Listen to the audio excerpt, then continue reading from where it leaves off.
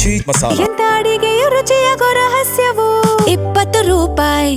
ಮೈಸೂರಿನಲ್ಲೂ ಕೂಡ ತೀವ್ರಗೊಳ್ತಾ ಇದೆ ಕಾವೇರಿಯ ಕಿಚ್ಚು. ಮೈಸೂರಿನಲ್ಲಿ ರಸ್ತೆ ತಡೆದು ರೈತರು ಪ್ರತಿಭಟನೆಯನ್ನು ಮಾಡಿದ್ದಾರೆ.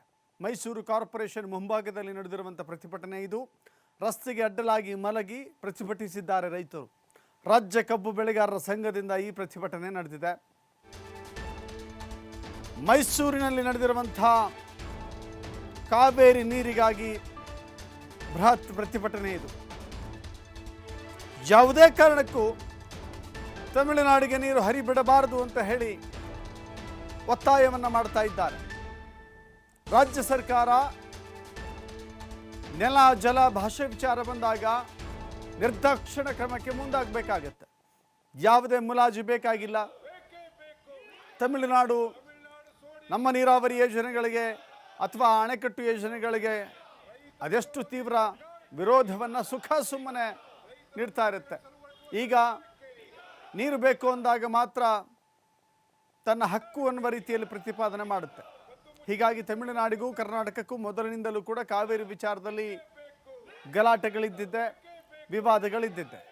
ರಾಜ್ಯ ಪ್ರಬಲವಾಗಿ ವಾದವನ್ನು ಮಂಡಿಸಬಹುದಾಗಿತ್ತು. CWRC ಮುಂದೆ ಅನ್ನೋದು ರೈತರ ಆಕ್ರೋಶಕ್ಕೆ ಕಾರಣವಾಗಿದೆ. ರೈತರನ್ನು ಕಡೆಗಣಿಸಲು ಹೊರಟುವ ಸರ್ಕಾರಕ್ಕೆ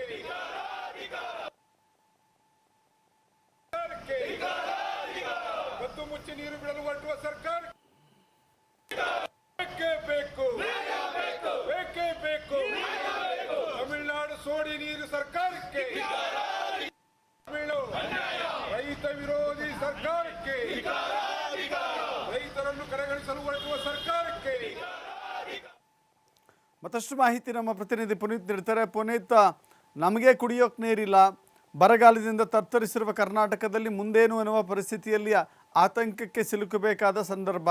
ಈ ಸಂದರ್ಭದಲ್ಲಿ ರಾಜ್ಯ ಸರ್ಕಾರ ಬಹಳ ಪ್ರಬಲವಾದ ತೀರ್ಮಾನವನ್ನು ತೆಗೆದುಕೊಳ್ಳಬೇಕಾದ ಅನಿವಾರ್ಯತೆ ಇದೆ. ಇಲ್ಲವಾದರೆ ರೈತರ ಆಕ್ರೋಶದ ಬಿಸಿಯನ್ನು ಅವರು ಎದುರಿಸಬೇಕಾಗುತ್ತೆ ಅಂತ.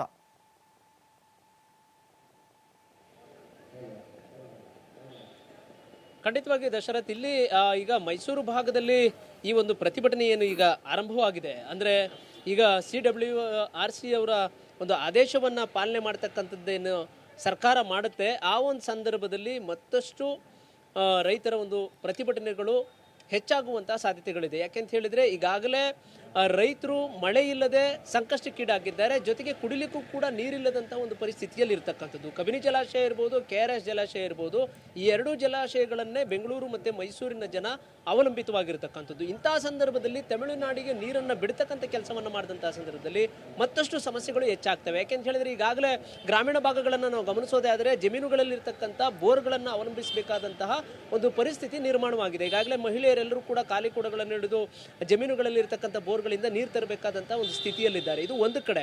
ಮತ್ತೊಂದು ಕಡೆ ಜಾನುವಾರುಗಳಿಗೂ ಕೂಡ ನೀರಿಲ್ಲದಂತಹ ಒಂದು ಪರಿಸ್ಥಿತಿಯಾಗಿದೆ. ಜೊತೆಗೆ ಅಂತರ್ಜಲ ಕುಗ್ಗಿರ್ತಕ್ಕಂಥ ಒಂದು ಹಿನ್ನೆಲೆಯಲ್ಲಿ ಬೋರ್ಗಳಲ್ಲೂ ಕೂಡ ನೀರು ಬರ್ತಾ ಇಲ್ಲ. ಇದರಿಂದಾಗಿ ಜಾನುವಾರುಗಳಿಗೆ ಸಮಸ್ಯೆ ಆಗೋದ್ರ ಜೊತೆಗೆ ಇರ್ತಕ್ಕಂಥ ಅಳಿದುಳಿದಿರ್ತಕ್ಕಂಥ ಬೆಳೆ ಏನಿದೆ ಇದೆಲ್ಲವೂ ಕೂಡ ಒಣಗ್ತಾ ಇರ್ತಕ್ಕಂಥದ್ದು. ಹೀಗಾಗಿ ರೈತರಿಗೆ ಒಂದು ರೀತಿ ಆತಂಕ ಎದುರಾಗಿದೆ. ಹೀಗಾಗಿ ಆಕ್ರೋಶಗೊಂಡಿರ್ತಕ್ಕಂಥ ರೈತರು DK ಶಿವಕುಮಾರ್ ಅವರು ನಿಜವಾಗ್ಲೂ ಕೂಡ ಬಂಗಾರಪ್ಪನವರ ಶಿಷ್ಯರೇ ಆಗಿದ್ರೆ ಬಂಗಾರಪ್ಪನವರಂತಹ ರೀತಿಯಲ್ಲಿ ರಾಜ್ಯದ ರೈತರ ಪರವಾಗಿ, ರಾಜ್ಯದ ಜನರ ಪರವಾಗಿ ನಡೆದುಕೊಳ್ತಕ್ಕಂಥ ಕೆಲಸ ಆಗಬೇಕು. ಯಾವುದೇ ಕಾರಣಕ್ಕೂ ಕೂಡ ತಮಿಳುನಾಡಿಗೆ ನೀರು ಬಿಡ್ತಕ್ಕಂಥ ಕೆಲಸವನ್ನು ಮಾಡಬಾರ್ದು ಅಂತ ಹೇಳಿ ಆಕ್ರೋಶವನ್ನು ವ್ಯಕ್ತಪಡಿಸ್ತಾ ಇರತಕ್ಕಂಥದ್ದು. ಮೈಸೂರಿನಲ್ಲಿ ಇವತ್ತು 4 ಕಡೆಗಳಲ್ಲಿ ರೈತರು ಪ್ರತಿಭಟಿಸಿದ್ದಾರೆ. ಒಂದು ಕಡೆ ಏನು ಮೈಸೂರಿನ ಕಾಡಾ ಕಚೇರಿ ಏನಿದೆ, ಕಾರ್ಪೊರೇಷನ್ ಇರತಕ್ಕಂಥ ಆ ಕಾರ್ಪೊರೇಷನ್ ಕಚೇರಿಯ ಮುಂಭಾಗದ ಸಯಾಜಿರಾವ್ ರಸ್ತೆಯಲ್ಲಿ ರಸ್ತೆ ತಡೆಯನ್ನು ಮಾಡಿದ್ರು. ರಸ್ತೆಗೆ ಅಡ್ಡಲಾಗಿ ಮಲಗಿ ಪ್ರತಿಭಟಿಸಿದಂಥದ್ದಿರ್ಬೋದು. ಮತ್ತೊಂದು ಕಡೆ ಕುರುಬೂರು ಶಾಂತಕುಮಾರ್ ಅವರ ಒಂದು ನೇತೃತ್ವದಲ್ಲಿ ಖಾಲಿ ಕೊಡಗಳನ್ನು ಹಿಡಿದು ಪ್ರತಿಭಟನೆಯನ್ನು ಮಾಡಿದಂಥದ್ದಿರ್ಬೋದು. ಮತ್ತೊಂದು ಕಡೆ ಮೈಸೂರಿನ ಕೋರ್ಟ್ ಏನಿದೆ ಆ ಒಂದು ಕೋರ್ಟ್ ಮುಂಭಾಗದಲ್ಲೂ ಕೂಡ ರಸ್ತೆ ತಡೆಯನ್ನು ನಡೆಸಿ ಪ್ರತಿಭಟಿಸಿದ್ರು. ಮತ್ತೊಂದು ಕಡೆ ಹಳೆ ಜಿಲ್ಲಾಧಿಕಾರಿ ಕಚೇರಿಯ ಬಳಿಯೂ ಕೂಡ ಕನ್ನಡ ಪರ ಸಂಘಟನೆಗಳು ಪ್ರತಿಭಟನೆ ಮಾಡಿದಂಥದ್ದು. ಇಲ್ಲಿ ಮುಖ್ಯವಾಗಿರ್ತಕ್ಕಂಥದ್ದು ಮಳೆ ಅಭಾವವಿದೆ, ಯಾವುದೇ ಕೆರೆಕಟ್ಟೆಗಳಲ್ಲೂ ಕೂಡ ನೀರಿಲ್ಲ. ಹೀಗಾಗಿ ಕೆರೆಕಟ್ಟೆಗಳಿಗೆ ಮೊದಲು ನೀರು ತುಂಬಿಸ್ತಕ್ಕಂಥ ಕೆಲಸ ಆಗಬೇಕು, ನಾಲೆಗಳಿಗೆ ನೀರು ಬಿಡ್ತಕ್ಕಂಥ ಕೆಲಸ ಆಗಬೇಕು. ಇದರಿಂದಾಗಿ ಅಂತರ್ಜಲ ವೃದ್ಧಿ ಆಗುತ್ತೆ. ಅದರಿಂದಾಗಿ ಸ್ವಲ್ಪ ಮಟ್ಟಿಗೆ ಜಾನುವಾರುಗಳಿಗೂ ಮತ್ತು ಕುಡಿಲಿಕ್ಕೆ ನೀರಿನ ವ್ಯವಸ್ಥೆ ಆಗುತ್ತೆ. ಅದನ್ನು ಹೊರತುಪಡಿಸಿ ತಮಿಳುನಾಡಿಗೆ ನೀರನ್ನು ಬಿಡ್ತಕ್ಕಂಥ ಕೆಲಸವನ್ನು ಮಾಡಿದಂಥ ಸಂದರ್ಭದಲ್ಲಿ ಈಗ ಜಲಾಶಯದಲ್ಲಿ ಇರತಕ್ಕಂಥ ನೀರು ಕೂಡ ಖಾಲಿ ಆಗುತ್ತೆ. ಮತ್ತೆ ನಾವೆಲ್ಲರೂ ಕೂಡ ನೀರಿಲ್ಲದಂಥ ಒಂದು ಸ್ಥಿತಿ ನೀರಿಲ್ಲದಂತಹ ಸ್ಥಿತಿ ಆಗುತ್ತೆ. ಆ ಒಂದು ಸಂದರ್ಭದಲ್ಲಿ ಕುಡಿಲಿಕ್ಕೆ ಪರದಾಡಬೇಕಾದಂಥ ಪರಿಸ್ಥಿತಿ ಬರುತ್ತೆ. ಹೀಗಾಗಿ ರಾಜ್ಯ ಸರ್ಕಾರ ಎಚ್ಚೆತ್ತುಕೊಳ್ಬೇಕು. ಯಾವುದೇ ಕಾರಣಕ್ಕೂ ಕೂಡ ತಮಿಳುನಾಡಿಗೆ ನೀರನ್ನು ಬಿಡ್ತಕ್ಕಂಥ ಕೆಲಸವನ್ನು ಮಾಡಬಾರ್ದು. ಒಂದು ವೇಳೆ ಕದ್ದು ಮುಚ್ಚಿ ತಮಿಳುನಾಡಿಗೆ ನೀರನ್ನು ಬಿಡ್ತಕ್ಕಂಥ ಕೆಲಸವನ್ನು ಹಿಂದೆ ಏನು ಮಾಡಲಾಗ್ತಾ ಇತ್ತು ಅದೇ ರೀತಿಯಲ್ಲಿ ಮಾಡುವಂಥ ಪ್ರಯತ್ನವನ್ನು ಮಾಡಿದರೆ ವಿಧಾನಸೌಧಕ್ಕೂ ಕೂಡ ಮುತ್ತಿಗೆ ಆಗ್ತವೆ.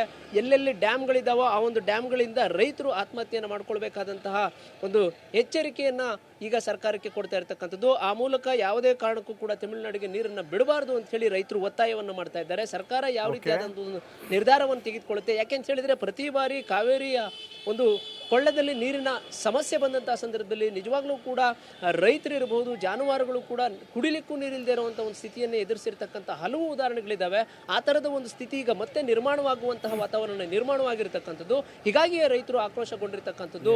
ಹೀಗಾಗಿ ಈ ಒಂದು ಆದೇಶವನ್ನು ಪಾಲನೆ ಮಾಡಬಾರ್ದು, ಆದೇಶವನ್ನು ಹಿಂಪಡೆಯುವಂತಹ ನಿಟ್ಟಿನಲ್ಲಿ ಪ್ರಸ್ತುತ ಚಿತ್ರಣ ಏನಿದೆ ಇದೆಲ್ಲದರ ಬಗ್ಗೆಯೂ ಕೂಡ ಗಮನ ಹರಿಸಿ ರಾಜ್ಯ ಸರ್ಕಾರ ರೈತರ ಪರವಾಗಿ, ರಾಜ್ಯದ ಜನರ ಪರವಾಗಿ ನಿರ್ಧಾರವನ್ನು ತೆಗೆದುಕೊಳ್ಬೇಕು. ಇಲ್ಲವಾದರೆ ಉಗ್ರವಾದಂತಹ ಹೋರಾಟವನ್ನು ಮಾಡಬೇಕಾಗುತ್ತೆ ಅಂತ ಹೇಳಿ ಈಗ ಮೈಸೂರಿನಿಂದಲೂ ಕೂಡ ರೈತರು ಎಚ್ಚರಿಕೆಯನ್ನು ಕೊಟ್ಟಿರ್ತಕ್ಕಂಥದ್ದು. Dasharath, thank you Puneeth.